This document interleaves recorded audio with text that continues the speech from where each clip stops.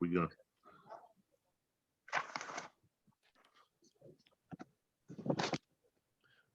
Just one moment, and then I'll say. Yeah, you can start now. Anarpita charim chirat karunaya vatirna kala samapayitum unattato valara samsva bhakti shriyam hari purata sundarshadyuti kundamba sandipita sadahidaya kandare spuratu vach sachi nanandan vanchika perturbischa kripasinduevacha Patitanam Pavanabhyo Vaishnavabhyo Namo Namaha Om again Tirumandasya Janjana Salakaya Chakshu Militam Yena Tashmai Shigure Namaha Srinara Pisunichina Tarora Pisahishnuna Namanina Manadina Kirtani Sadari Vachavigam Anasakrodavigam Jivavigam Udurapasthavigam Etam Vigam Yovisahete Dira Savam Apiman Prithvim Sasisyat Tate Nukampam Susamik Shamano Bunjanavetma Kritam Viprakam Hit Fakfapavdividam Namaste Jivata Yomukti Sadayabak Anya balasta sunyam gyan kamiryan vritam anukalenya Krishna shiranam bhakti utama Jai Shri Krishna Chaitanya Prabhu Nityananda Shri Advaita Gadata Shivasari Gora Bhakta Vrinda Hare Krishna Krishna Krishna Hare Hare Hare Ram, Ram Ram, Hare Hare.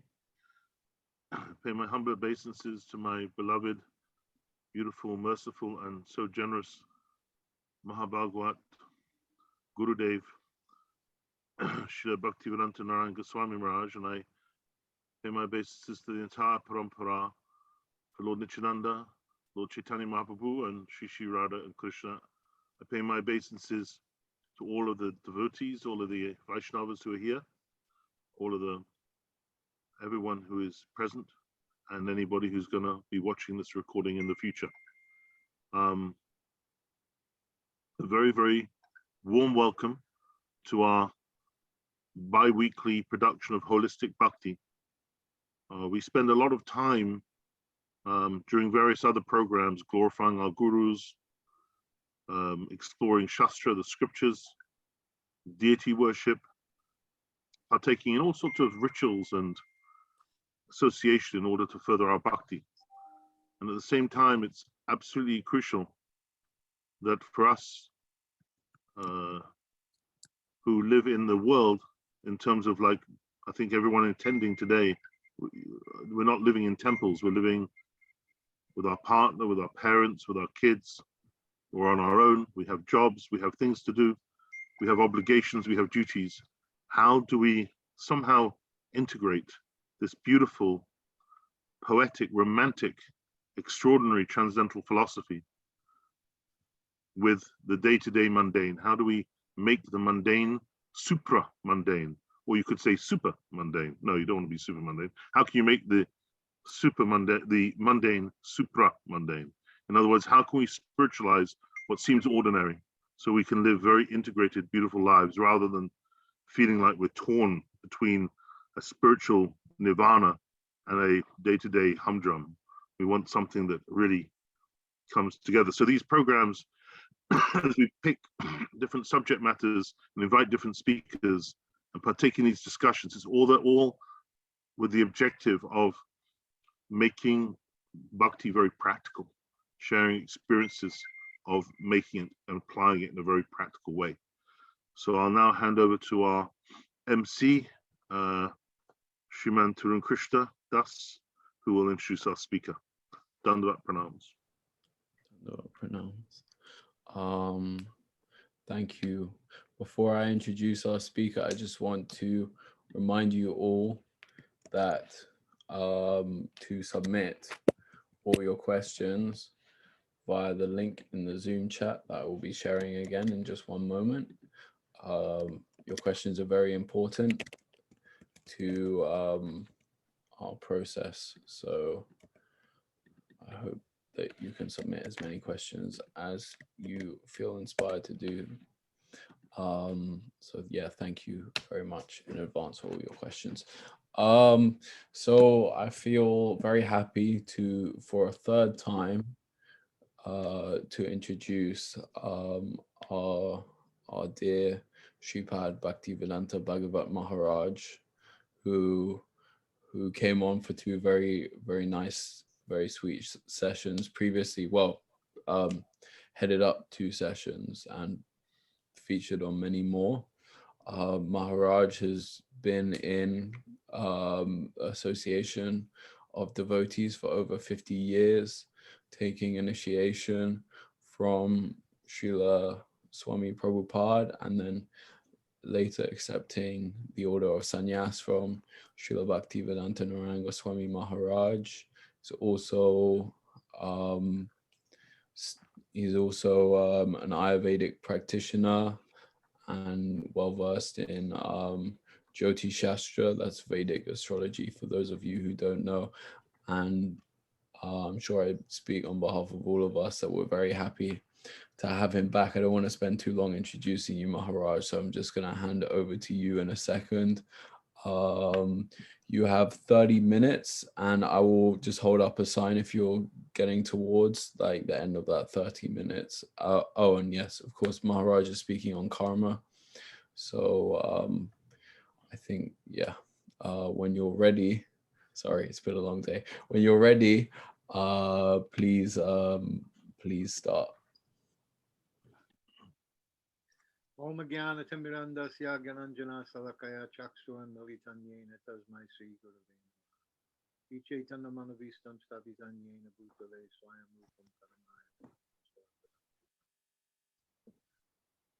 I offer my humble obeisances unto the lotus feet of my Shiksha and Diksha Guru, Nityalila Pravishta Om Vishnupad Asatara Tatasi Simad, Srila A.C. Bhaktivedanta Swami Prabhupada.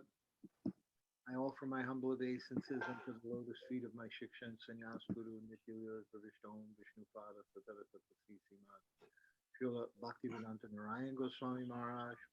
I offer my humble obeisances unto the lotus feet of my Shiksha Gurus, Nityalila Pravishta Om Vishnupada Satara Satasi Simad, Srila Gaur Govinda Goswami Maharaj, and Srila Bhaktivedanta Bharti Goswami Maharaj. And I offer my humble obeisances unto the lotus feet of the Sri Rupanuga Guru Varga, Srila Bhakti Pragyan Keshav Goswami Maharaj, Srila Bhakti Siddhanta Saraswati Goswami Thakur Prabhupada, Srila Gaur Das Babaji, and Srila Bhakti Vinod Thakur. And I offer my humble obeisances at the feet of all the Vaishnavas and Vaishnavis who are present here today. My Dandava Pranams. So, earlier, please forgive me, I just got back from California. For some reason, I misplaced my tilak. I can't find my tilak, so I apologize for not having tilak. Earlier, Tarun Krishna texted me, and he asked if I was ready and if I knew how long my presentation was going to be. So I said, well, how long is the presentation supposed to be? He said 20 or 30 minutes. I said, but I have 2 hours worth of material. I realize it's a little late for you guys over there. So let's dive in and start discussing this. As you know, in the Bhagavad Gita, Srila Prabhupada talks about karma in his introduction. He explains how there's, that the Lord is Kshetra, Gana, conscious of all living beings, where the living being is only conscious of his particular body, but the Lord is conscious of everyone's body. because he lives in the heart. It is explained that the Paramatma, the Supreme Personality of Godhead, is living in everyone's heart as Ishvara. Ishvara Sarva Bhutanam Yantarudrani Mayaya. Ishvara Sarva Bhutanam Yantarudrani Maya. That the Lord is in the heart of every living entity, and the living entity is sitting on this body like a machine, like a yantra, a vehicle. And he says here that the Supreme Ishvara is giving directions for the living entity to act as he desires. That's also in the 13th chapter of the Gita, Upadrashta Anumantacha, that the super soul is the Upadrashta, the overseer, Anumanta, and the permitter. Upadrashtanamanta cha Bharta Bhokta Maheshwara Paramatmeti Chapi Yukto Dehi Smin Purusha Para. In this Dehi, in this body, there is a Param Purusha, the Supreme Personality of Godhead, who is accompanying the living entity through his sojourn in this material world. He gives the directions for the living entity to act as the living entity desires. Upadrashta, he oversees, Anumanta, and he permits. First of all, he makes a determination to act. First of all, the living entity, the jiva, makes a determination to act in a certain way. And then he is entangled in the actions and reactions of his own karma. After giving up one type of body, he enters another type of body as we put on and take off old clothes. That Vayur Gandham Ivashayat, just as the fragrance moves from one side of the room to the other, like the incense is lit on the altar and offered to the deity, and then in the back of the temple room you smell it. Vayur Gandha, the fragrance is carried by the Vayu. Vayu Gandham Ivashaya, just as the Gandha, the fragrance is carried on the Vayu, so similarly the soul is carried and from one body to the next. As the soul thus migrates, he suffers the actions and reactions of his past activities. These activities can be changed when the living being is in the mode of goodness, insanity, and understands what sort of activities he should adopt. If he does so, then all the actions and reactions of his past activities can be changed. Consequently, karma is not eternal. Prabhupada talks about the 5 items. Ishvara means Krishna, Jiva, the living entity, Prakriti, material nature, time, and karma. 4 of them are eternal, but karma is not eternal. Thank God we can get rid of karma. So this is an important point that we should understand, that karma can be removed. So how is the karma removed? This is talked about in the Sri Ishopanishads. Everything animate or inanimate that is within the universe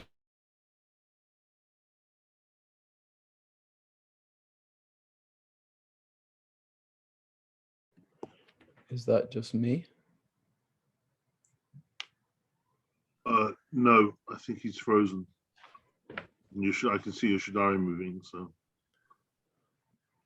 Maharaj, are you there? I think you've frozen.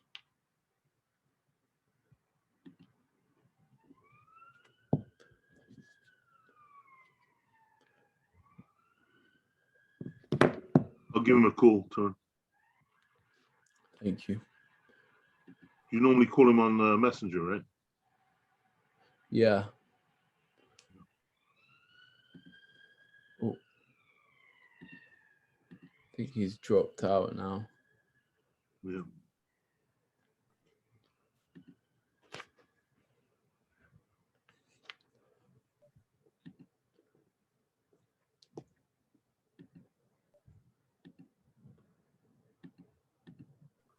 As they say, Houston, we have a problem.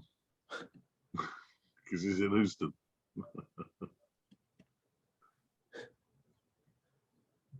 Not answering.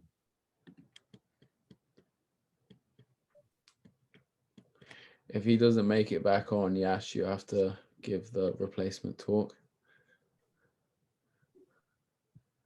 Ah, okay, he's back. Yeah, I was going to say, do you want to lose participants? Is he back on?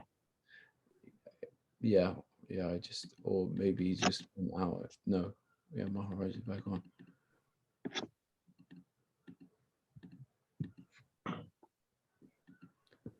Tarun, are you trying to call me on Facebook? That was Yeshua me. Prabhu. That was me. Okay. All right. So no, I realized, and I don't know where I cut out. Where did About a minute ago. You've just gone through the four things that are not eternal, that are eternal, and karma is not eternal. You said, thank God, karma is not eternal, and then you were going into your next bit. Okay.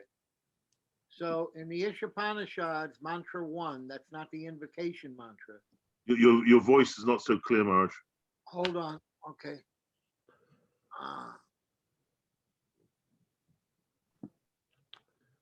Okay, good now? Beautiful, perfect, operatic. Sorry, something in the eye. All right. So this is the Ishopanishad mantra 1, not the invocation mantra.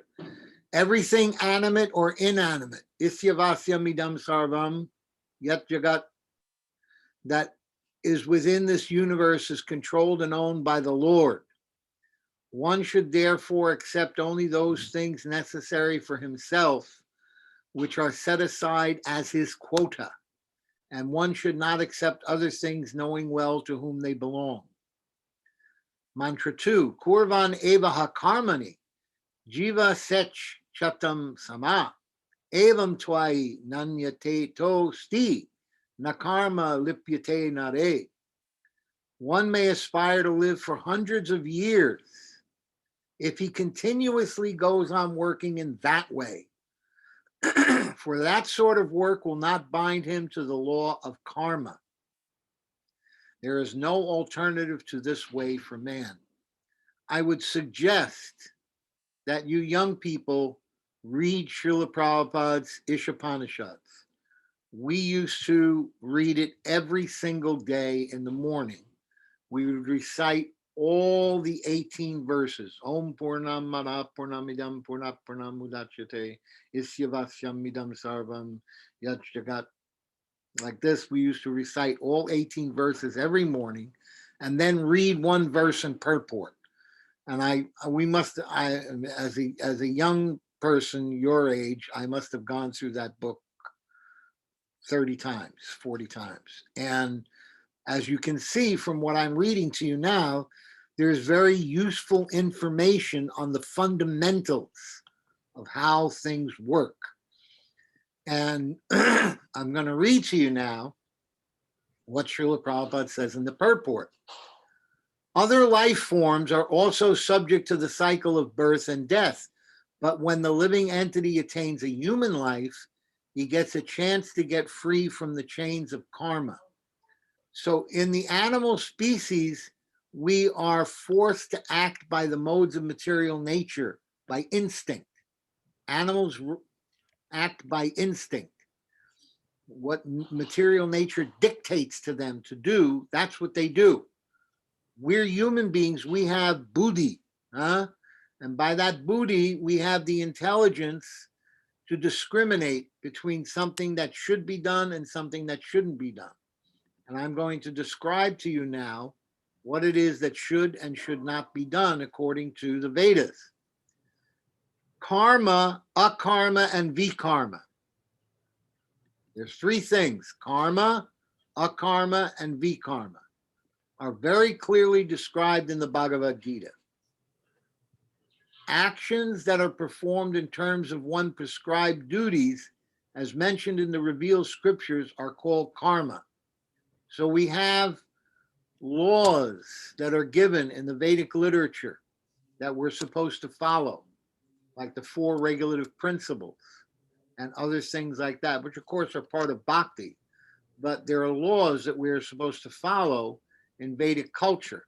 And if we follow things that are according to the laws of the Vedas, then that's called karma. That means that it's pious activity. And this is like a bank account, okay? When you work very hard and you make money and you put it in your bank account, at a certain point you have enough savings, and with that savings you can go on a trip to Hawaii and you can enjoy. And you go to Hawaii and you relax and you get a massage and you have a drink and you have fun and all these things. When is that going to end? Tarun, when will it end? I was hoping that you would tell me this. The vacation ends when the money runs out. So that's what punya, karma is. Punya, karma, are pious activities that give you an opportunity to go to the heavenly planets or to enjoy in the heavenly planets in a very nice way. And you go there and you have fun and you enjoy. And at some point, your bank account of punya, of good karma, runs out. And then again, you come down to this earth plane and you have to live your life. You understand? So this is karma. Now, the next thing is actions that are performed through the misuse of one's freedom and that direct one to the lower life forms are called vikarma. Vikarma means activities which are performed against the rules of Shastra, against the principles of the Vedas. The Vedas will say you shouldn't kill and you kill. That's vikarma. The Vedas will say that you shouldn't steal and you steal. That's vikarma. So all of this, karma and vikarma, are within the realm of what? They're in the realm of the cycle of birth and death, of material nature. So Prabhupada talks about being in the mode of goodness in the introduction to the Gita, and that the mode of goodness gives us sanity. And what does that sanity do? That sanity allows us to discriminate properly between karma and vikarma. And it allows us to make choices which will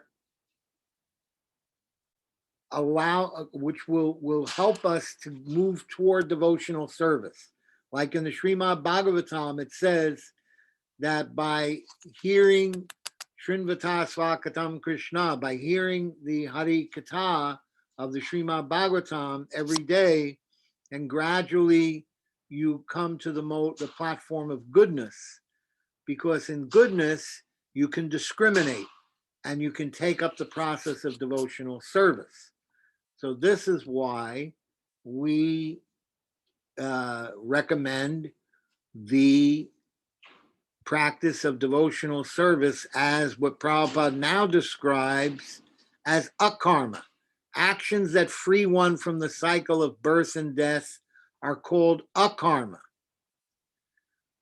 Of these three types of action, that which frees one from the bondage to karma is preferred by intelligent men. Ordinary men wish to perform good work in order to be recognized and achieve some higher status in this world or in heaven. But more advanced men want to be free altogether from the actions and reactions of work. Intelligent men well know that both good and bad work equally bind one to the material miseries.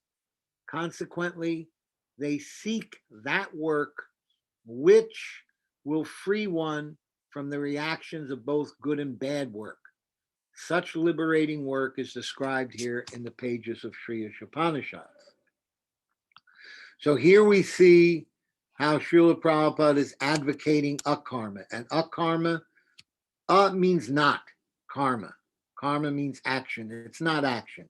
It's action and inaction and inaction and action. This is explained in the Bhagavad Gita in the 3rd or 4th chapter of the book, where we understand that Although the yogis may be meditating and not performing any work, they're performing action within inaction.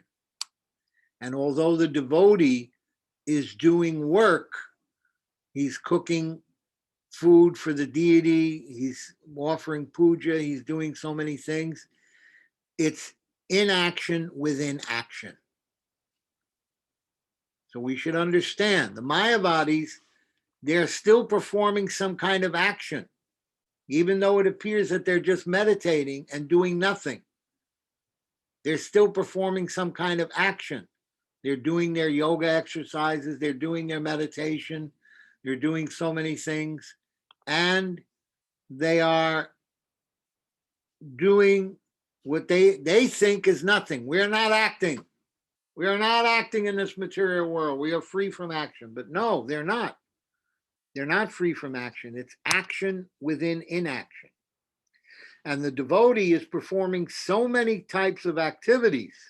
And in all those activities that the devotee is performing, because he's offering the fruit of all of his work to Krishna to satisfy the Supreme Personality of Godhead, then it is not an action at all. It is inaction within action. So we should understand this is the teachings of Bhagavad Gita. It helps us to very clearly know what direction we have to go in. The only solution is devotional service. As an astrologer, I can tell you that sometimes devotees, they ask me, oh, is there some thing to remove the karma? And it's become a very popular thing within the yoga societies and yoga groups and stuff to perform yagyas and wear talismans and worship different demigods in order to get rid of the temporary suffering that they're going through. And to some degree, it will remove that suffering a little bit, or to wear a gemstone or something, some kind of talisman from a demigod around your neck. But in Krishna consciousness, Srila Gurudev was very adamant about this. It shows a complete lack of faith in the chanting of the holy name. If you try to alleviate your karma by any other means than by the practice of the devotional service and the chanting of the holy name. It's considered very, very poor consciousness to do that. Very poor consciousness. And so, therefore, if we want to make advancement, we shouldn't think in those ways. We should never think that we can alleviate or remove karma through a process of performing some kind of puja or wearing a ruby or a diamond or this or that or any kind of thing. Those are all temporary. It says in the Nectar of Devotion that the seeds of sinful activities in the future are only removed by the process of devotional service. This is Bhakti Rasamrita Sindhu. So if we want to remove the seeds of future sinful activities, of future bad karma, those impressions are there on your consciousness and on your subtle body. And the subtle body is carrying the soul, Vayurgandhamivashayat, from one body to the next with the impression, which is now what I'm going to talk about. This is part of what I wrote in my book, Karma and Reincarnation. As you sow, so shall you reap. For every action, there's an equal and opposite reaction. Newton's third law of physics. You should understand that karma is a scientific law. It is a scientific law. Newton wrote physics, and I have the evidence to prove that he got the calculations for physics from India, from the ancient Indian sages.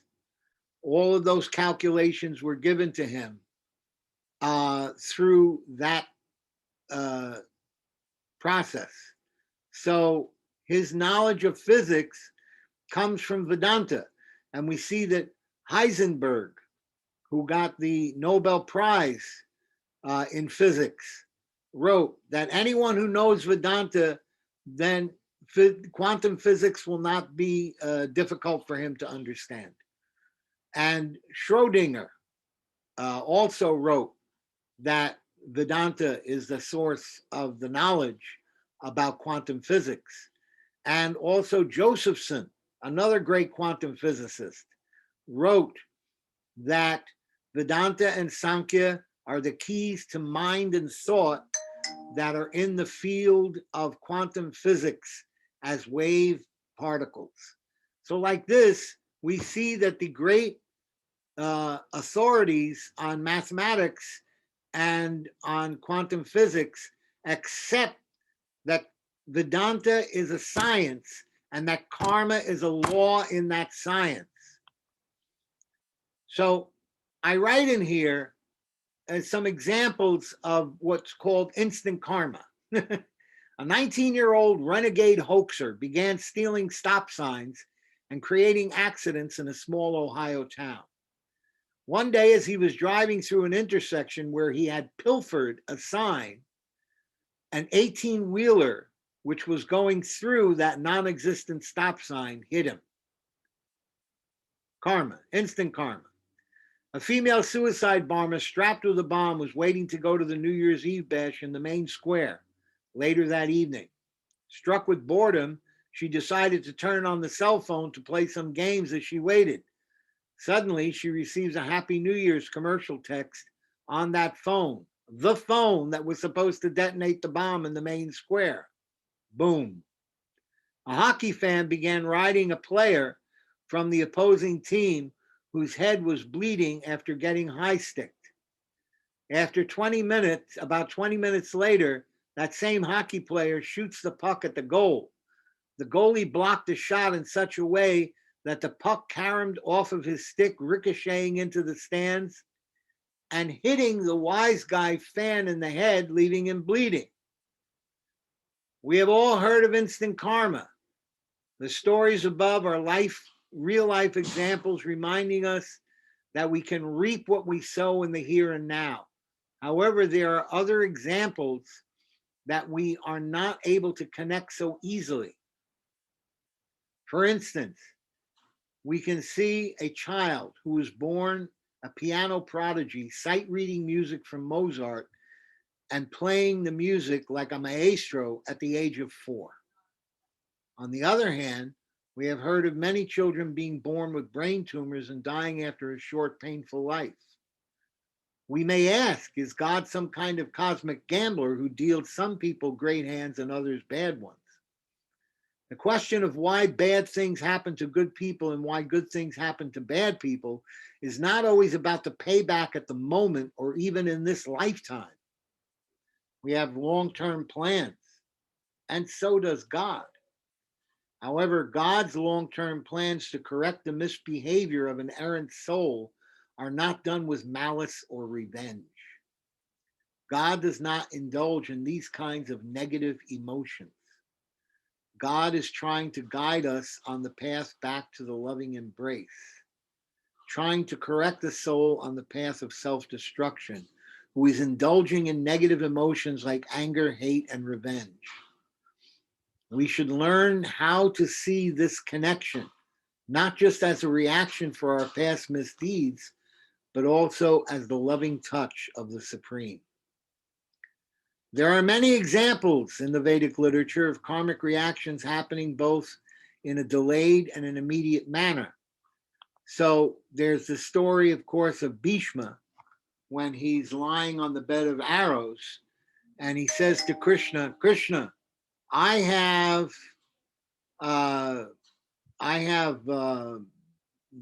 memory of my past 100 births, and I cannot remember doing anything which gave me the reaction to lie here on this bed of arrows. So I want to know what it is that I've done to end up here on the arrows. And Krishna said, You remember the last 100 births, but I remember the 101st birth, where you picked up a snake from the road to get it out of the way of your guru, but you carelessly threw it on top of a thorn bush, and the snake landed on his back on top of the thorns all through his back. And so in this birth now, 101 births later, you're suffering that karma. And then we take a look at Mandavya Rishi, who was sitting in his cave meditating when two thieves came in, and the soldiers of the king grabbed him, grabbed the thieves, and they grabbed Mandavya Rishi along with the thieves, saying that you all must be together. Mandavya Rishi protested, and then Mandavya Rishi was brought, and they said, we can't know for sure that you weren't part of the thieves, so we're going to give you the punishment of dropping from the ceiling on top of the spear going up your innards. And when they dropped him from the ceiling, he floated above the spear, and they were unable to pierce him, so they understood that he was a rishi, and they begged forgiveness and they let him loose. So Mandavya goes to Yamaraj and he says, why did you give me this karma? What did I do wrong? And Yamaraj said, well, when you were a small child, you took a kusa straw and you pierced the body of a grasshopper or an insect. And he said, I was not of age yet. How did I know that that was a wrong action? And for this, you've punished me like this, such a severe reaction in the same birth? He said, therefore, I curse you to take birth as a Sudra. And this is how Yamaraj takes birth as Vidura, who was born of the Sudrani, who was the maidservant of Dhritarashtra, not Dhritarashtra, maidservant of Vichitravirya. Vichitravirya had two wives and one maidservant. And she was the one who embraced Vyasadeva with love, where the other two had bad reactions, and that's why Dhritarashtra and Pandu were born. But because the Sudrani thought it was a great honor to have the loving embrace of a great sage and to get a child from such a personality, Vidura, who was a brilliant personality, got born in her womb. And so in this way, we see that some karma is delayed and that some karma can come even in the same birth. So there is a lot of things about karma. It's very, very complicated. According to the Vedic literature, every single pain you suffer in life, from a headache to a stubbed toe and everything in between, is a karmic reaction for some misdeeds you have performed in a previous life. Being born with extraordinary beauty, wealth, talent, fame, strength, power, and influence, knowledge, or the ability to be detached from worldly desires are all benedictions due to performances of pious activities in previous lives. Being born with physical defects, poverty, lack of intelligence, and other undesirable traits is a result of impious deeds to others in previous lives. Nothing is left to chance. Every action you perform has its good and bad consequences, either in this life or a future life. And all of these reactions are based on whether you are performing pious or impious deeds. This is the cycle of birth and death, known as reincarnation, and this is karma. Maharaj, you have 2 minutes left. Yeah, okay. I wanted to finish that one conception there. Thank you for allowing me to do that. So you have to understand that karma is very complicated, that you have to be responsible for your actions, and the best way, the best action to take is the inaction of the practice of devotional service. By practicing devotional service in Vaidhi Bhakti, and then gradually coming to the platform of Raganuga Bhakti, where you have spontaneous love for Krishna and act out of spontaneous desire to please the Supreme Personality of Godhead, you are making advancement to be disentangled from the karma of this material world. So be careful. Your desires for changes in your physical appearance or your monetary status or the level of difficulty that you have to face in your emotions or mind, all those desires to change those things are impressions, samskars that are going on your chitta, your contaminated consciousness, and are carrying over with you to the next life, the next body. The desires to achieve some perfection in a particular art or talent. Similarly, all of the execution of devotional service in Krishna consciousness gives you the opportunity to associate with Shuddha Vaishnavas in the next birth and get a chance to become free from the material world by that association. So anybody who has questions to ask, you please ask them. I'm here available to answer your questions. Hare Krishna. Hare Krishna. Yes. To reiterate Maharaj's point, we really value your questions. So if you want to submit your questions via the link, and if you specifically want to ask them aloud, please specify when you submit your question. I want to say thank you very much. Was everything clear? Was it helpful? Yeah, it was very helpful. But this is super clear, very, very clear, Maharaj. But yeah, that's a good point to make, because it was quite technical as well, and for some people on the Zoom, some of these technical terms or concepts they might be less familiar with. So I'm inviting anyone who wasn't so clear on any of the points to clarify, to ask questions of clarification. Would really appreciate that. So yes, I want to say thank you, Maharaj, for coming and giving us your time, and speaking, illuminating this subject. So we're going to move on to our questions. We don't have so much time, so I'm going to ask the panelists to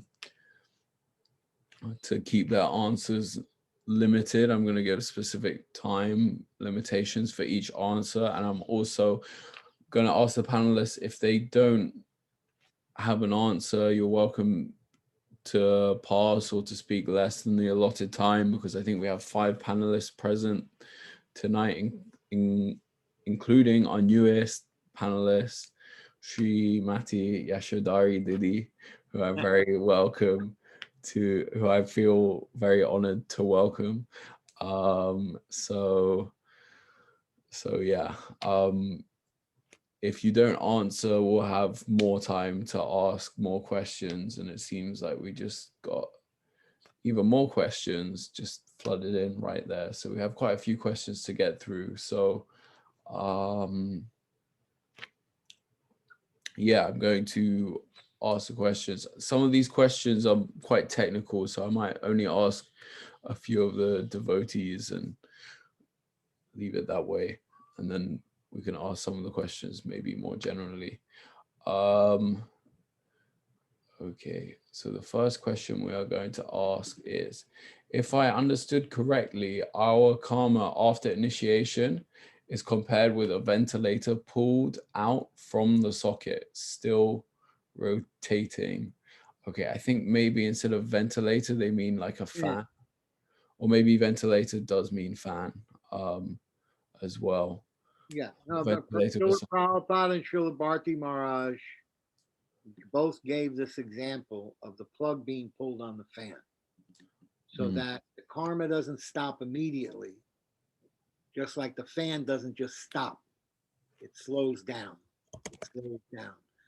And that slowing down has ways of manifesting. For instance, I had a god brother, he came to Prabhupada one morning in tears.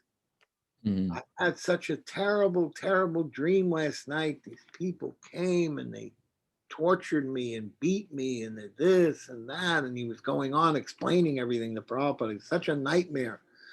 He said it was so painful. He said, and then I woke up and it was over. And Prabhupada said, Krishna is so kind to you that he has given you the karma in your dream so that you wouldn't have to experience it in your physical body. So you experienced it in your subtle body. And so these are ways that the karma becomes removed from your debt by the mercy of Krishna in Krishna consciousness, and the fan slows down more and more. And sometimes there are accidents that you have or other things which should have been more serious or more complicated, but Krishna is so merciful that he removes the reaction severity and makes the reaction less so because of the execution of devotional service that you performed. Thank you, Maharaj.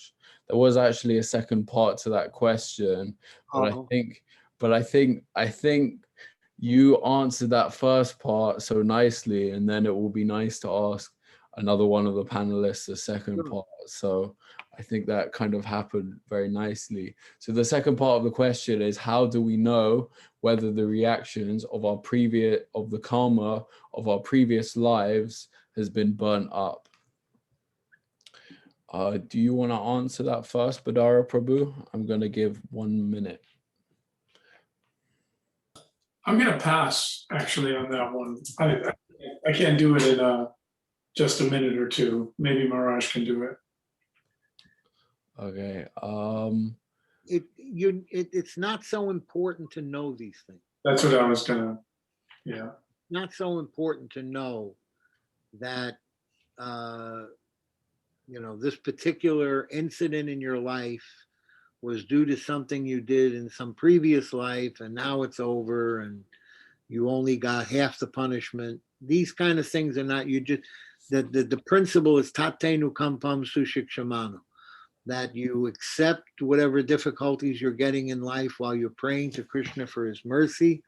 And the person who accepts everything as his past misdeeds and prays for the mercy and benediction of Krishna, he attains liberation from the karmic bond in this world. This is Tatenu Kampam Sushikshamana.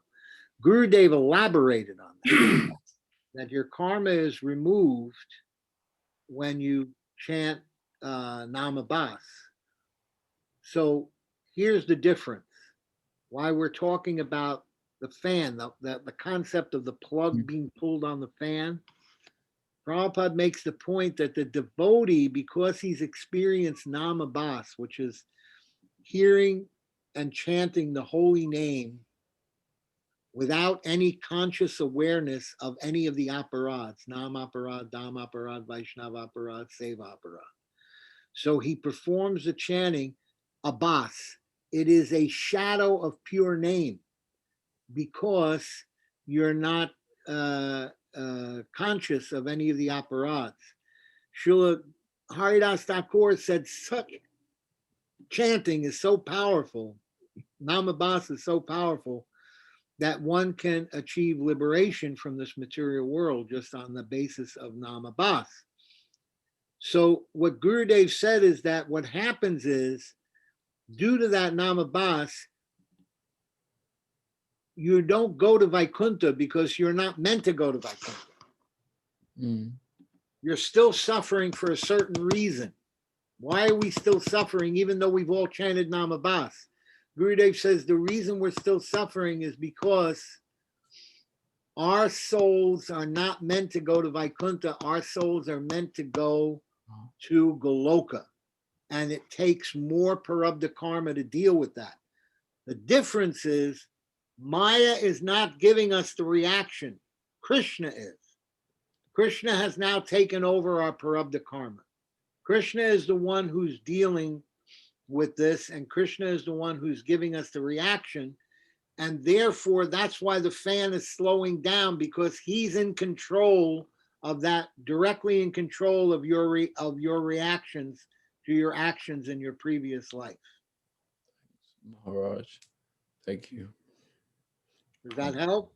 Yeah, that does help. Thank you. I'm just gonna go on to the next speaker because we're a little bit short on time. But you answered the question quite succinctly, so it's possible that none of the panelists want to add anything to that, but I'm just gonna ask very quickly. Srimati Charu Chandrika Didi, do you want to add anything? How do we know whether the reactions of our previous lives' karma has been burnt up?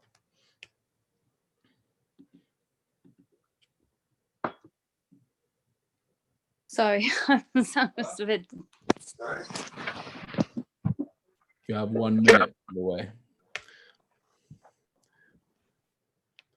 Oh. Sorry, something went wrong there. I don't know what happened. Okay. What was the question again? How do we know whether the reactions of our previous lives' karma has been burnt up?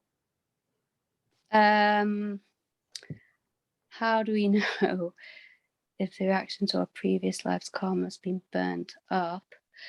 Well,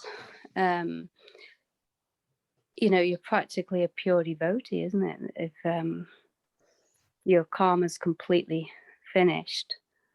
I didn't really tune in to what Maharaj was just saying, but from what I did hear, I think he answered the question very, very well. Okay. So, thank you. Okay. Yashodanandan Prabhu, do you want to add anything? Yeah, my my take on it is taking a bit from what Badara said, or briefly mentioned in relation to Maharaj, and what was in my mind before Maharaj spoke, which I think Maharaj said in a different way, is that actually it doesn't matter to know, because mercy in the life of a devotee, mercy prevails over karma. So everything we think of everything as mercy, and mercy is the predominant sentiment in our lives, as opposed to even thinking or needing to think about our karma, because all karma is mercy for us to make progress towards serving Radha and Krishna directly. But is that it correct? Everything I've just said is with a question mark, Maharaj, actually. Well, Rajanath says he has something to share from Gurudev, and I would really love to hear it, because he had so much association with Gurudev. I'm about to. He must have something valuable to contribute to the conversation. I really would like to hear what he has to say. Yes, so would I. I'm very. I was very happy to see that you're back, Prabhu. And you are more than welcome to share something. So yeah, please go ahead. You need to unmute yourself. Okay, that works now. Thank you so much, Tarun Prabhu, and all the devotees. Please accept my humble Dandavat pranams. And due to my previous karma, I can only join for the last part. So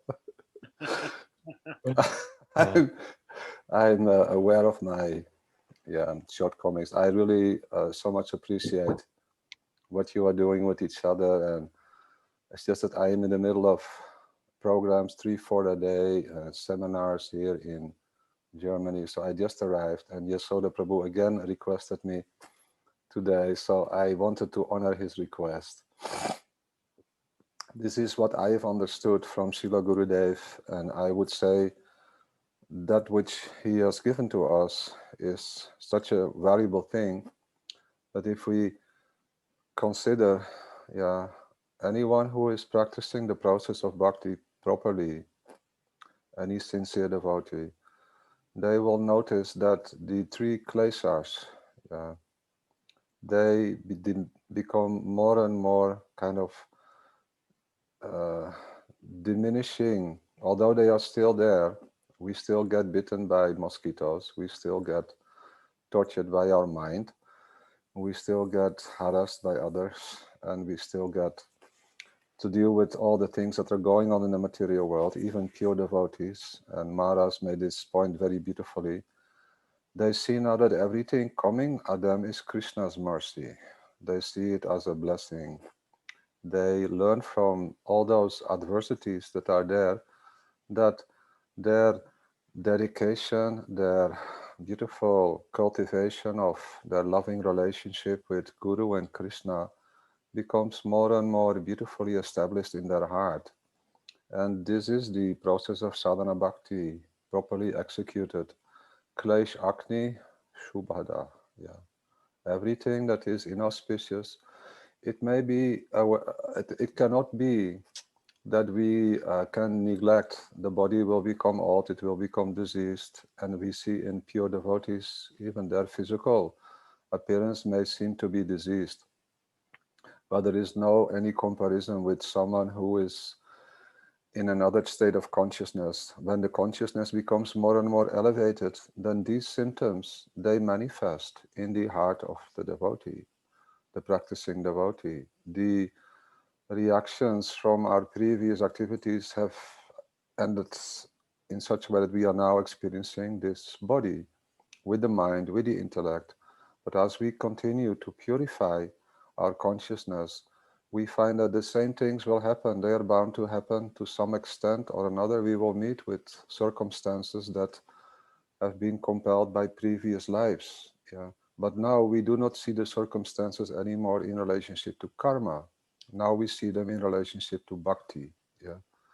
Therefore, karma is one beautiful area of the material realm where people, living entities, are confronted with. But as soon as we embrace the conceptions of bhakti yoga, then we enter into a link with the Supreme.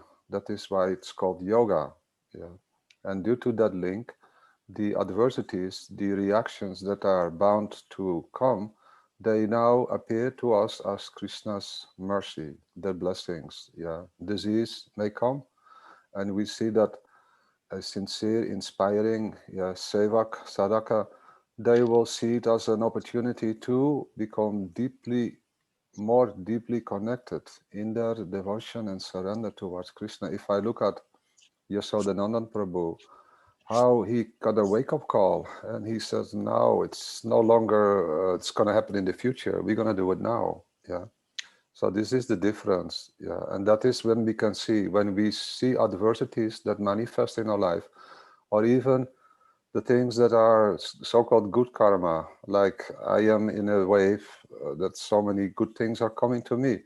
And I can see, oh, this is a time to enjoy Brajanath. I can also see Krishna has brought these things for a reason, to engage more deeply and more committed in my practicing the beautiful process that is being given to me, that process of raga anuga, or attempting or practicing that we can enter into pure bhakti.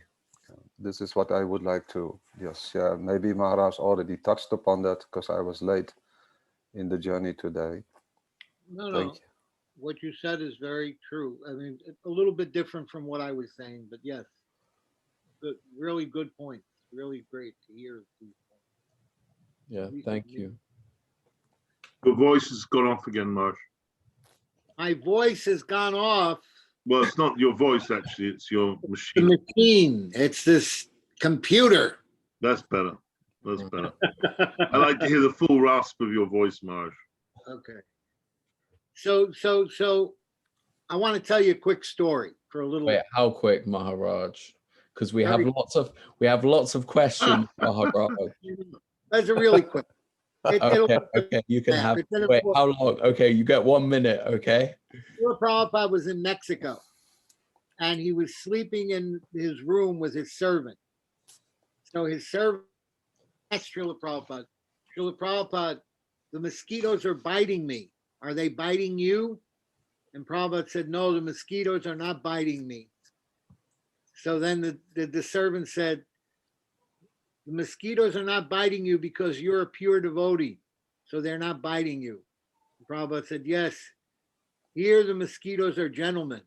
In Bengal, they make no such distinction. Thank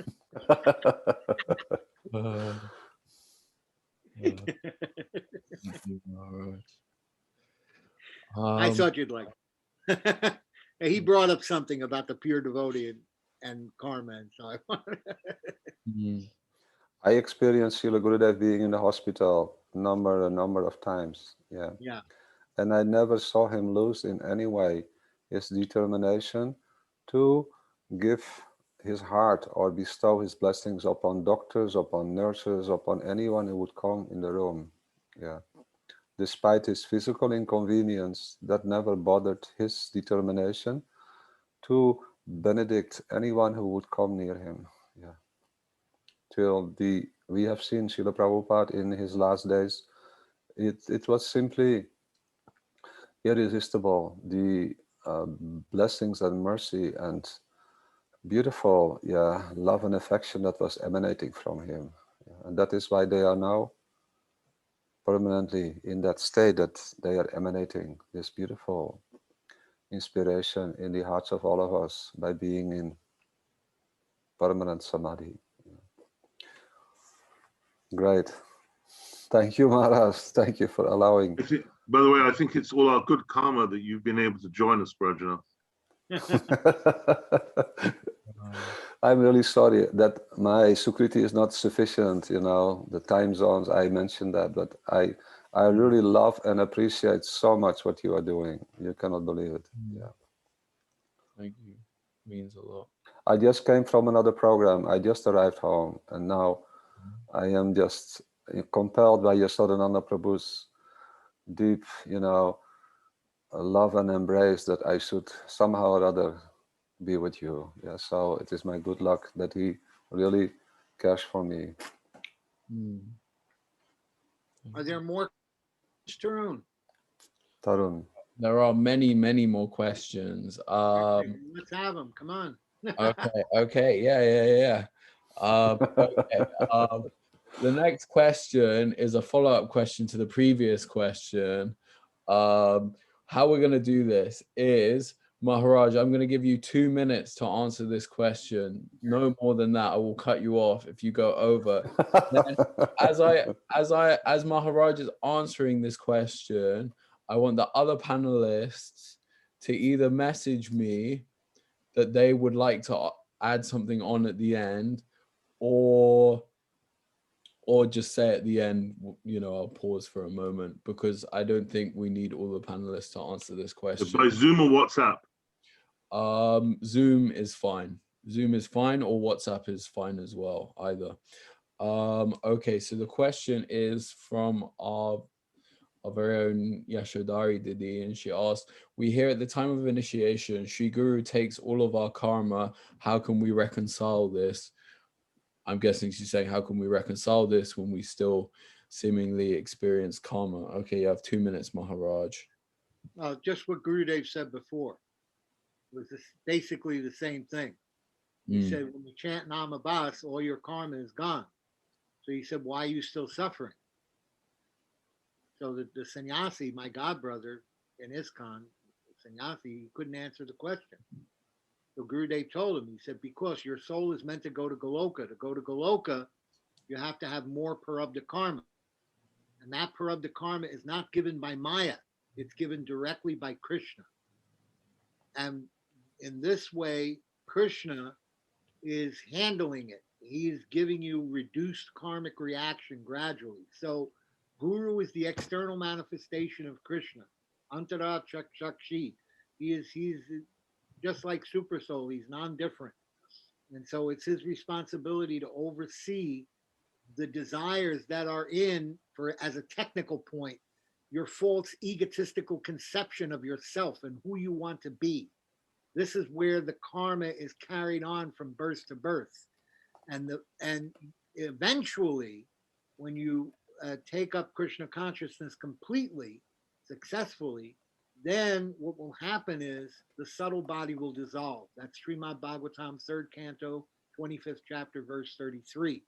When the subtle body dissolves, then the karma dissolves. That's why karma is temporary.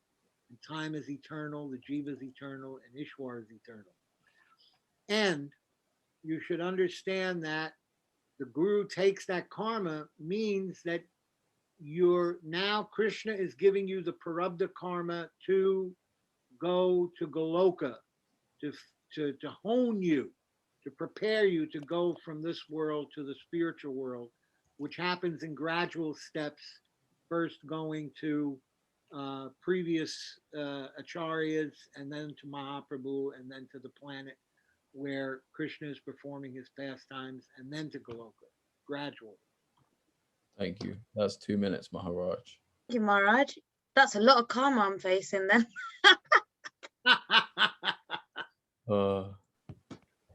It's reduced, though. It's reduced. Mhm. I think it's easier because you know that Srila Gurudev will give you the capacity or ability to hold you to carry that karma with you, isn't it? It's like Gurudev either gives it in short doses if you can handle it, or prolonged doses depending on where you are and how much you can handle, I guess. So yeah, thank you, Maharaj. You're welcome. Mhm. I think Rajanath has something to add to this. Yes, he does. But I'm going to ask Yashodananda Prabhu first.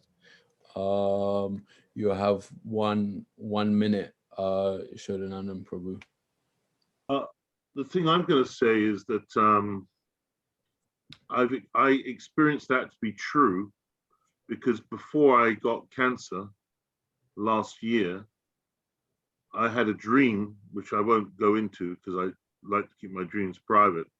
But the dream told me what was coming, and in the dream, it was very clear that this karma was now being dispensed by Gurudev, which gave me a whole different approach to what I then experienced.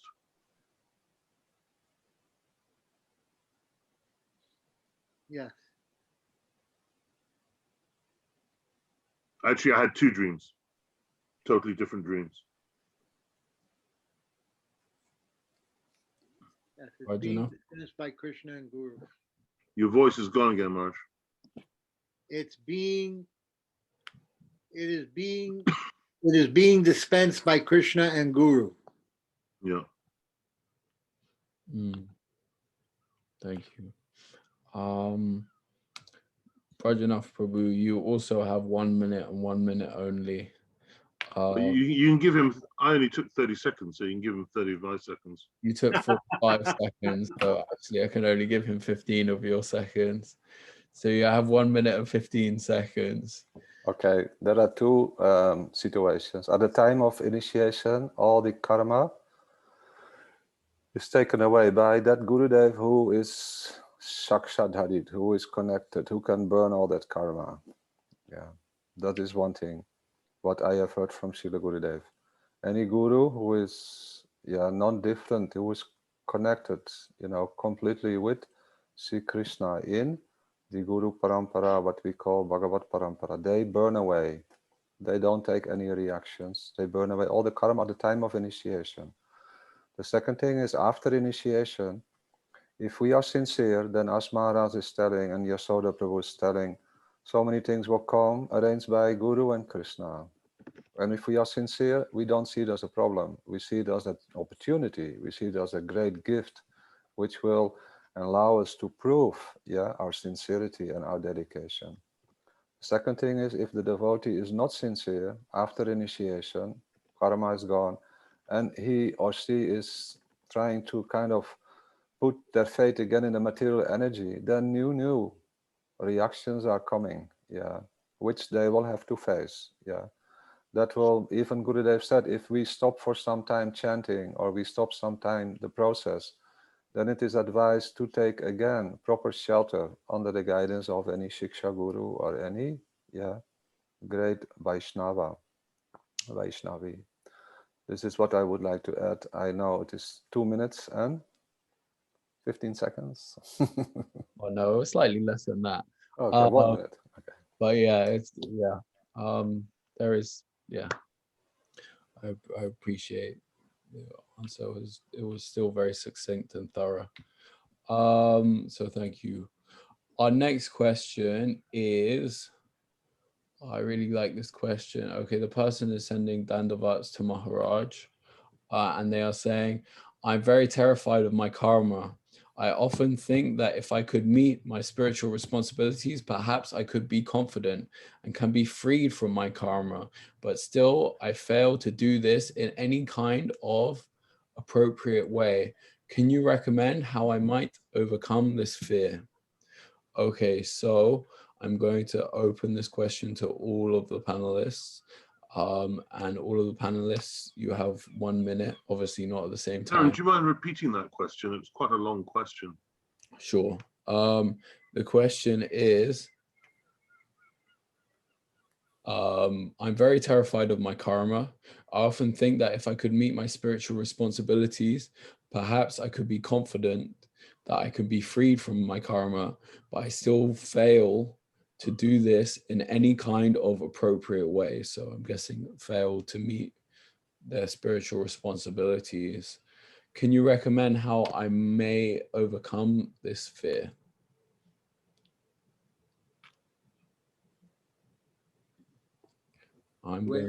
Me to speak now, or who's speaking? I'm going to ask Budara Prabhu to speak first. Budara. Let's hear from Budara. Dandavats, Maharaj. Really, very briefly, what comes to my mind is the first thing we have to do is give up the conception that we're in control of how our karma is delivered to us. We have no control over that whatsoever. The second thing that then comes with that, as far as I understand, is a sense of need or desperation to call out for mercy. And that mercy comes in the form of sadhu sangha, association with Shastra, and Harinam. So we're all struggling with the conditioning that holds us back from our practice.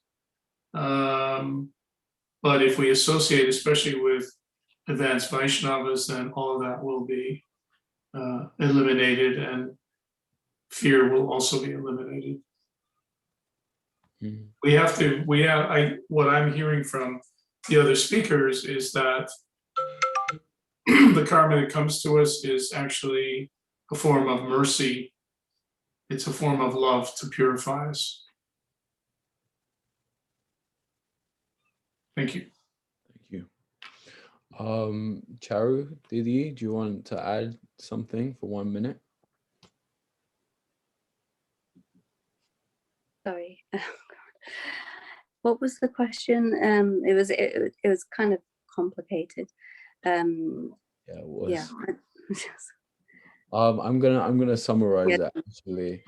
Okay, how can you recommend overcoming the fear of karma when we're not able to follow our spiritual, when this person is saying they're not following their spiritual responsibilities? So 1 minute. Well, the first word that comes to mind is surrender. But obviously that's not so easy. But when they say they're not following their spiritual responsibilities, then I would wonder is why, like if they're not wanting to, willing to, or able to, you know what I mean? And yeah, I think prayer is very, very important. That, like Yeshua Nandavu's always saying, even if you don't have the desire, then at least desire to have the desire, pray to have that desire. And the more we take shelter, then we'll be free from fear, because just like a baby or a child is in its mother's arms, then they don't have anything to fear, or they feel that full shelter. So in the same way, we have to take full shelter as much as possible as Gurudev and Guru Parampara and Radha and Krishna Mahaprabhu, like this, and then there can't be any fear. Yeah, that's it. I finished. Thank you. That was 1 minute. Thank you. Yash, you are next. You also have just 1 minute. Oh, gutted. I thought I'd be new and I'd get more time, but obviously And not. you get less time, actually. Dude, my advice is probably going to be completely wrong anyway, so it doesn't matter. But I was going to say, I have experience of what the karma that I've dealt with. There's this concept of understanding that every time you're happy, you're bound to be sad, and every time you're sad, you're bound to be happy. And once you kind of reconcile that kind of circle, and actually if you look at things in practicality, that is the case. And I've found that when I've accepted that, then my endeavor plays a part. Then I need to also endeavor to make that process happen, because it's like saying, Gurudev, give me mercy, but if you're not willing to accept that mercy, then you know that mercy is always there. And if we don't endeavor, it's like, you know, Gurudev always used to say in Damodar Leela, the two fingers, where what 2 fingers short, and our we have to endeavor. And Gurudev used to say, by hook or crook you should try to endeavor. And I think that is important, that if you try and push yourself to make that endeavor and put a routine in place, there is a possibility that it will become a natural process for you. Okay, Haribol. Haribol. Okay, the next person I am going to ask is Yashodananda Prabhu. Do I get time deducted because she took too long? No. You do if you start these pre-question These negotiations. ad-libs that will come into your time. Okay, you have 1 minute. Okay, so the jiva has come into this world as a result of envy of God. So our position in this world is very uncomfortable, and we have fear because of that original error, if you like, that we've made. So the medicine for that fear is to approach God. So what are we fearful of? We're fearful actually mistakenly of the anger of God. So the best way to overcome the fear of anger of God is to approach God in his ultimate incarnation as the personification of he who can never get angry. So you approach Lord Nityananda Prabhu, who can never be angry and who is the embodiment of infinite mercy. If you approach him, worship his lotus feet, sing bhajans in glory of him, then you will overcome your fear. Thank you. Prajanath Prabhu, you're next. You have 1 minute and 1 minute only. Thank you. Fear is the result of ignorance. Yeah. And ignorance is there because of lack of sukriti. Yeah, our spiritual sukriti is increasing by satsanga, by what we are doing now, associating with each other and taking great courage and great inspiration from what we hear. When I heard the question, I immediately was thinking about 2 examples. One is, I forget exactly the name, an associate of Chaitanya Mahaprabhu who was afflicted with leprosy. Was that Vasudev Datta, Maharaj? Do you remember? I think so. Vasudev Datta, who was so much afflicted with leprosy, but he was fully absorbed in chanting, remembering, hearing. And he was so much absorbed that even when he was offered by Chaitanya Mahaprabhu a completely healthy body, he requested the blessing. After Mahaprabhu offered him a blessing, please make me again afflicted with leprosy. By that I can remember you. The second example is Sri Prahlad Maharaj, who prayed to Singha Bhagavan, for the benediction to give him the reactions of all living entities and suffer their karma and let them all be liberated. Because he said, as long as I can remember you, I can tolerate any difficulty. So these fearless examples of devotees, they inspire us.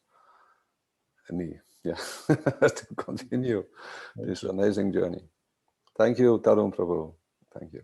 Okay, Maharaj, you also have 1 minute and 1 minute only, okay? Well, it's interesting because I just read this statement by Srila Bharti Maharaj that Bhaktivedanta Maharaj, his guru, asked him if he would take the position of Acharya and be the guru. And one of the reasons, the arguments that he gave about how he didn't feel qualified to be the Acharya was because he's never had an idea of that mood of Prahlad or Vasudev Datta, that I will accept all the sins of the people and go to hell and suffer for them. He said, I've never embraced that conception in my heart that I could do such a thing. He said, to be guru, to be acharya of the mission, I would have to embrace that kind of a mood. And of course, that's a different perspective from what this boy is asking about fear of karma. If I remember, that's the question, right? And he fears his karma. But in order to overcome fear of karma, you have to, as Chandrika said, surrender and take shelter of the lotus feet of Guru and Krishna. Thank you, Maharaj. Okay, so we are coming close to the end of our time, and we had so many questions. I'm going to try and get in a couple more, but I don't know how far we'll go. But yes, I guess we'll just see how many we're able to answer. The next question is there anything such as joint karma due to blood relationships, marriage, etc.? So I guess the speakers, you can answer this as you like. I'm really going to encourage you to stick to 1 minute. The answers have been really beautiful, so I really don't want to cut anyone off, but I really encourage all of you as speakers to think before you answer the question and think how you can deliver 1 point succinctly within 1 minute. I know that all of you could speak on these questions for 10-15 minutes each, and unfortunately we don't have the time to do that. So I'm asking you to try and answer 1 point of the question in less than 1 minute. So the question again is there anything such as joint karma due to blood relationships, marriage, etc.? So Maharaj, if you want to go first, you have 1 minute. Well, from an astrological perspective and from the point of view of many teachers, psychic teachers, the people who teach about reincarnation and stuff, there's all kinds of group karma in which people travel in groups, in families from birth to birth. I don't remember reading anywhere or hearing anywhere in the Vedic literature of such a thing. Although, if we look at some of the appearances and disappearances of people into the Kauravas and the Pandavas, we can see some kind of group karma there. But it appears that this phenomena is there on some level, and you can see it in, for instance, if there's an earthquake, all the people die in the earthquake, they must have all had karma to suffer that reaction together in that particular situation. If there's a fire, if there's some other natural disaster, then of course there is dying in untimely death. So there's different ways of looking at this same situation. Thank you, Maharaj. Brajanath Prabhu, do you want to go next? I think you're on mute. I would like to request Buddha Prabhu, if you don't mind, because Buddha Prabhu has vast experience with the patterns of astrology, and also he has consulted with many family situations, Maharaj also, but I wanted to hear from Buddha Prabhu. Thank you, Guru. Yeah, before I answer the question, I'll say when Yasota called me and said, can you participate in the panel? He said to me, well, you know a lot about karma. And I thought, yeah, because I have a lot of it.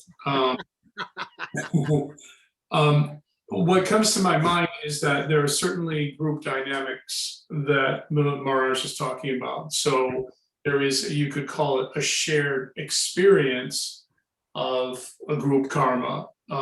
I've seen in charts that there are certain family karmic resonances. So in other words, you're born into a particular family that has a legacy that would either position you to be in a good place in your life or be in a less of a good place in your life. So if you're born in a Vaishnava family, then that indicates that you have that karma, and that family would also have that, let's say, that blessing. But the short answer is everything is individually experienced. And so everybody that you meet along the way, whether it's a group in an earthquake where everybody dies in it, or an airplane disaster, or a family dynamic, everybody else is just something of an actor on your stage. So you're the one experiencing your karma, and everybody else is something of it. It's not correct in saying it, but you could say it, it's like there's something of a prop or an extra or an add-in to create the experience, help create the experience. Well, if there's 200 people on a plane, who's the add-in? Who's the one who's I'm saying that what I'm saying is that ultimately your karma is your karma. Your karma is your experience of your karma. And you may experience similar karmic situations with other people who have a similar karma. Right. Right. And perhaps your combined collective actions together brought you into that place. But the way to really understand it is to perhaps not try to understand it too much and go, this is my karma, whatever's happening, I'm responsible for. Am I oversimplifying it? No, I understand that you're saying that you take responsibility for your own karma in that situation. Yeah. It doesn't mean that there isn't a group karma involved. You just said it was a group. Yes, I'm acknowledging that there is group karma, there is group karmic dynamics, there's family dynamics, and so on. But still, at the end of the day, it's up. You got to fly your own plane. This is why I was just going to quote Prabhupada who said that. You know, like all the planes may be going down, your plane's going down. The only thing is your plane's going down. So really, if we focus on simplifying our understanding of karma and not try to understand the immense complexities of karma, we'll keep a more peaceful mind, I think. And Krishna says something like that to Arjuna in the Gita, where he says, you know, karma is very difficult to understand. You can't trace out the complexities of the karmic banyan tree. It's just not possible.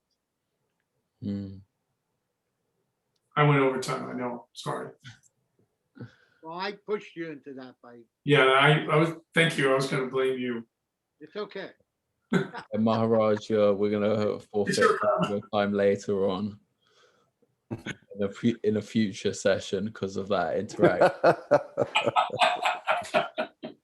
I think Brajanath Prabhu, you wanted to add something. Yeah, it is a beautiful topic, and I'm just reminded by the description in the Vedas that when Mahavishnu glances at the material energy, then all the living entities as a group, we all enter the material energy. And when he again inhales, we all go back in him, and again we come out. So we have definitely a group destiny with all of us. We are all in the family of God's beautiful lila that we may identify individually as our beautiful specific journey, but in the end we're all together in the same boat. Yeah, we are sinking in the material energy. We can come out by taking advantage of satsanga. Yeah. So that is my small contribution. Thank you. Prabhu. Shodananda Prabhu, do you want to add anything? Yes, but I'll save you some time. I would answer the question from a different angle, taking Bidara's cue of karma being an individual experience and individual responsibility. The group dynamic shows the importance of developing your bhakti to such an extent that you can really truly forgive other people, because through deep forgiveness you break the ties of karma, so then you don't have to actually partake in any group karma later on. Thank you. Charu, Didi, do you want to add anything? I don't really feel to add anything. I just think that, I think someone mentioned that karma is very complex, and if you go back in history to each and every person who ends up in a certain situation, then it won't be exactly the same, but somehow a group of people find themselves in that situation because they each have something to learn. And I think the point was made by Badabu that it is very individual experience. It doesn't really matter in one sense, the external reasons or whatever cause of the karma. What really matters is how each and every one in that situation sees it and accepts it and grows from it. So thank you. That was exactly 1 minute, by the way. I'm getting better. I'm the worst. It's ironic that I'm keeping everyone to their time, because I'm actually the worst at time management. Yashodhari, Didi, do you want to add anything? No, you're shaking your head. Okay.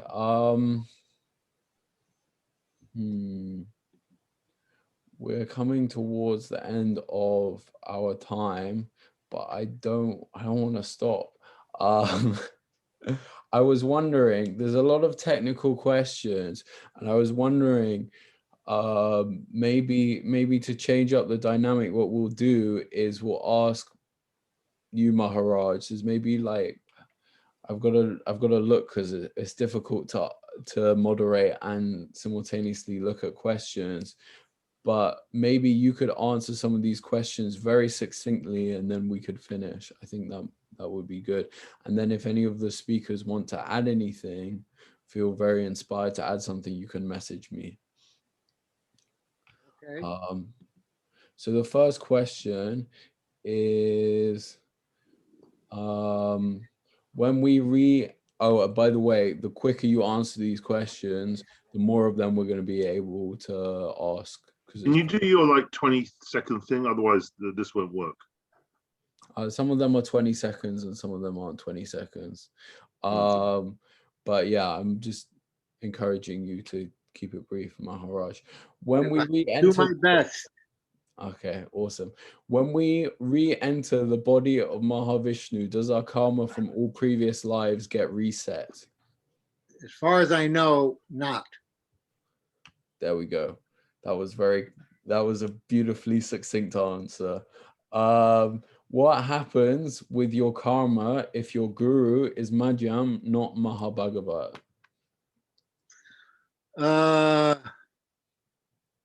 I really don't know the answer. I would assume that, and this is why Prabhupada said not to give initiation unless you're qualified. But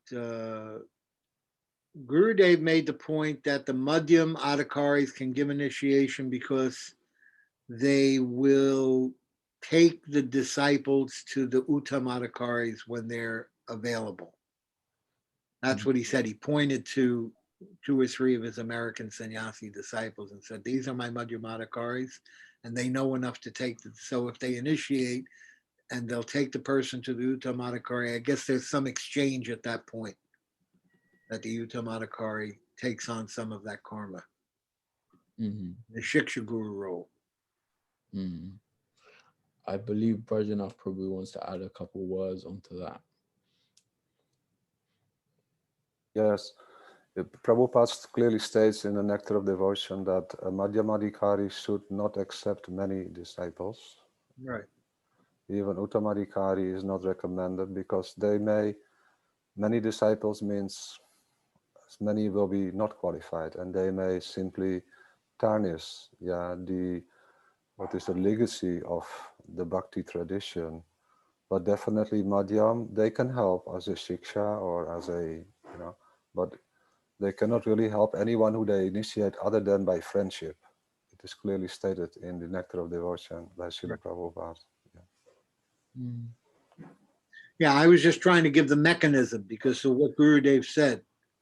He said they can give initiation because they'll bring the person to the Uttamadikari. Mm. So that made sense to me that by bringing them to the Uttamadikari, they would get some relief from their material distress. Anyhow, this is a very vast, beautiful topic. Yeah. Nice. Okay, the next question is karma linear, or can you receive karma for actions that you may perform in the future? No. No. The seeds of sinful activity are there. That's in the Nectar of Devotion. It says that the seeds of sinful activity, the dormant seeds of sinful activity are destroyed by the process of bhakti. So the potential for that to happen is there, but that is only that you'll perform the action, then you have to get the reaction. But if you don't perform the action, you don't get the reaction. Mm-hmm. Okay, thank you. When one dies, depending if they have a lot of good karma, or depending on if they have a lot of good karma, do they have a choice if they want to use their karma, their good karma in higher planets? Do they automatically go to a better place, or can they decide? Prabhupada talks about this in the Bhagavad Gita. I forget which chapter it's in. I made a mark of it in my research, that he says that there are demigods that you consult with at the time of death through the process of transition. And all of the people who have done past life regressions and who have past life memories and everything like that, memories of the transition from the time they died in the past birth to the next birth, they talk about guides. That's what they use in the English language. They said, these guides, I had discussions with them about the things I did in my life that were good, the things that I did that were bad. It's called a life review. Srila Prabhupada says that these discussions in a purport, he says the demigods supervise your transition from one body to the next.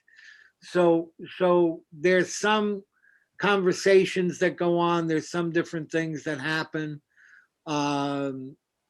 There's and during that period of the transition, as they call it, decisions are made. Sometimes by the force of karma, you have to take a birth that you don't want to take, burn up, you got to pay the bill.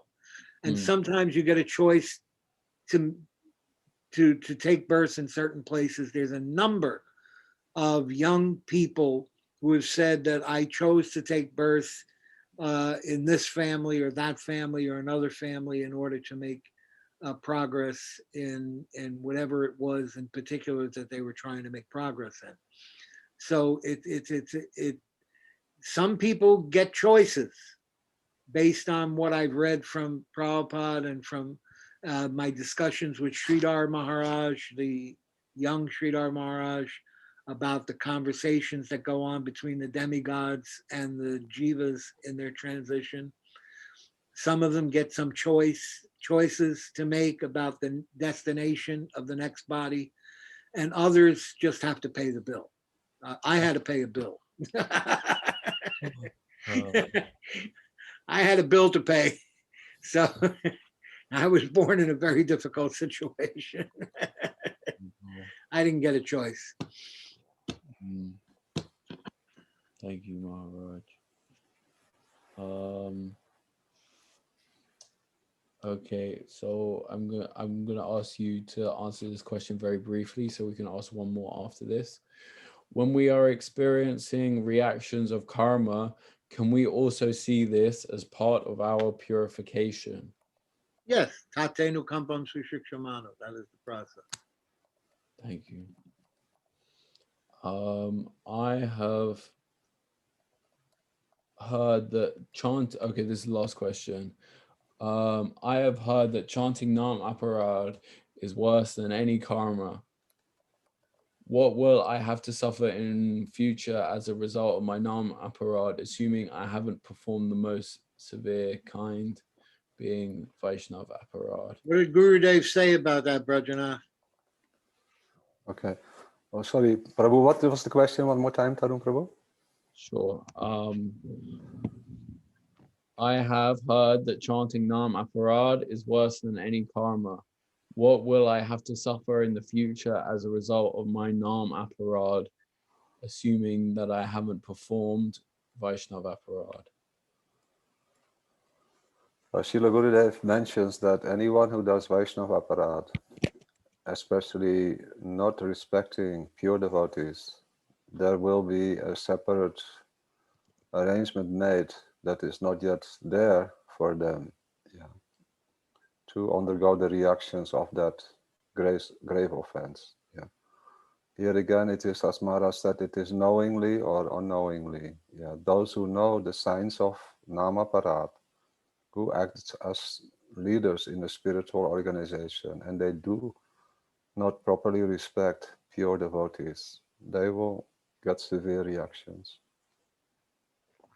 Those who do not know, that is again what Maharaj said, they are in the category of Namabhas. So I have heard this from Srila Gurudev, and also again and again it is mentioned in Jaiva Dharma by Srila Bhaktivedanta Thakur, that Namabhas is a very favorable position. But once we come in contact and we hear Nam Tattva and we hear Bhakti Tattva, we learn this from our superiors, then we are in a very responsible position and we should be very careful. And then if Nama Parat, especially the first one, then it is very dangerous to come out of that. There is a process, however, that is possible to overcome this, as we have seen in the teachings of Sri Chaitanya Mahaprabhu himself, wherein Devananda Pandit was disrespecting Srivas Pandit, but later on, by the mercy of Brakeshwar Pandit, he overcame that, the reaction of that severe disrespectful behavior. Very beautiful. Srila Bharati Maharaj explains that, and Gurudev also, what is the process to overcome that. But again, the disrespecting of pure devotees, knowingly, being aware of the severity of the tapara, that Gurudev said Krishna has to create a separate arrangement for these persons who commit that, who engage in that type of nama parat. Bhajanath? Yes, Can you clarify one thing? In the Kali Yuga, the mind is generally uncontrolled.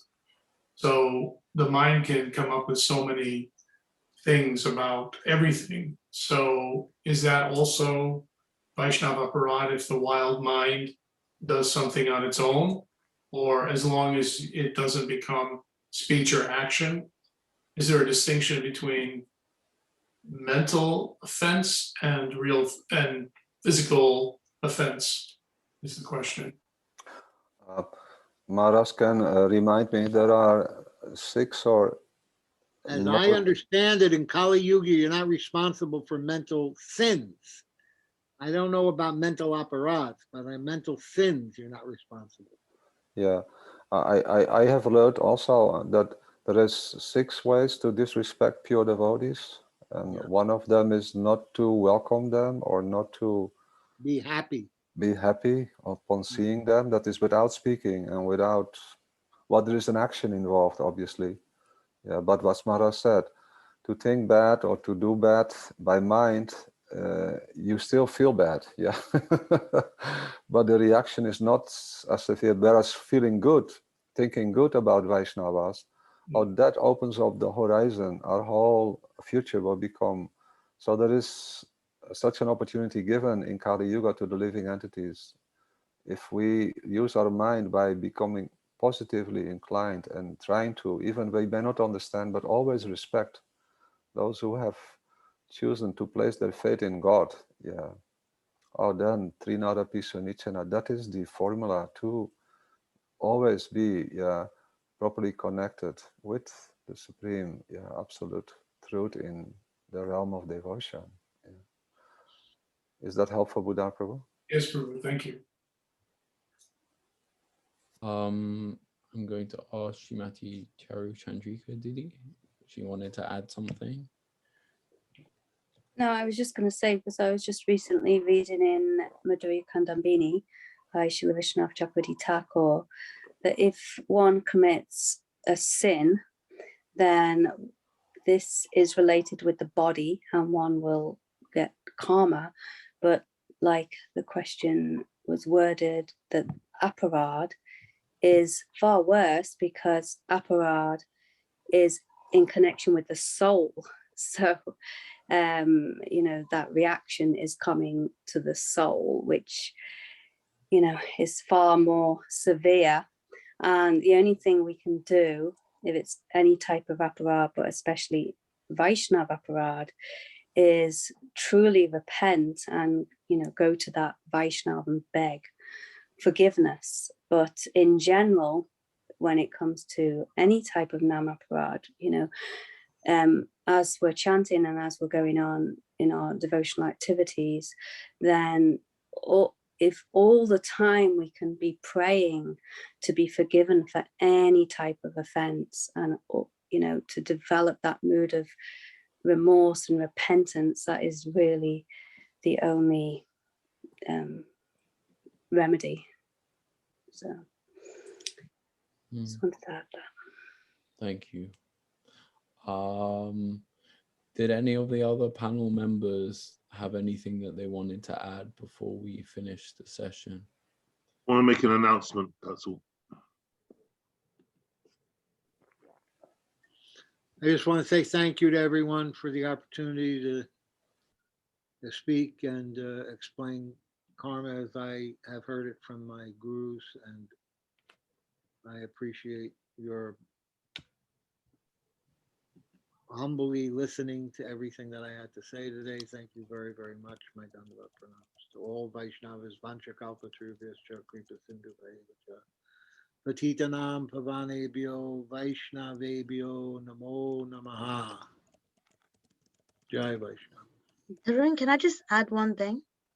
Yeah, Just sure. before close, one thing that because obviously I deal with karma a lot, it's my speciality, but I one thing is for sure, and it's just a semblance of every speaker. I have no, anyways, let me just say it because others are going to my own self, but it's for those that are practicing to be patient and know that Srila Gurudev and Vaishnavas are always holding our hands and always carrying us no matter what happens, even at our lowest point where we think that we can't carry on anymore.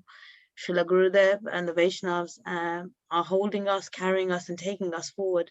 And sometimes what we have to walk through some thorns, but they are nothing compared to the things that we could be walking in. So we have to appreciate that they have taken so much from us, and it's our job to endeavor, but also be patient with them, that maybe things are not happening the way we think they are, but Gurudev is the knower of the future. So he puts in a place or a position that he knows better than us and puts us in that position, even though we think it's wrong. So this is my own experience of my karma and my being patient with Srila Gurudev, that this is the process to be able to do that. It's just hold on and carry on.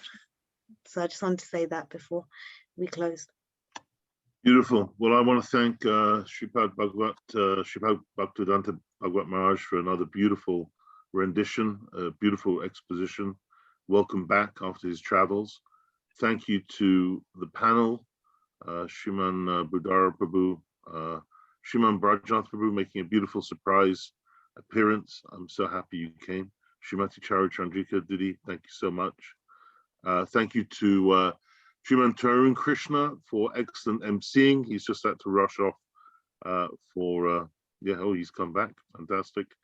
And who else? Oh, I want to thank all the participants who have lent 2 ears so beautifully to hear this this program.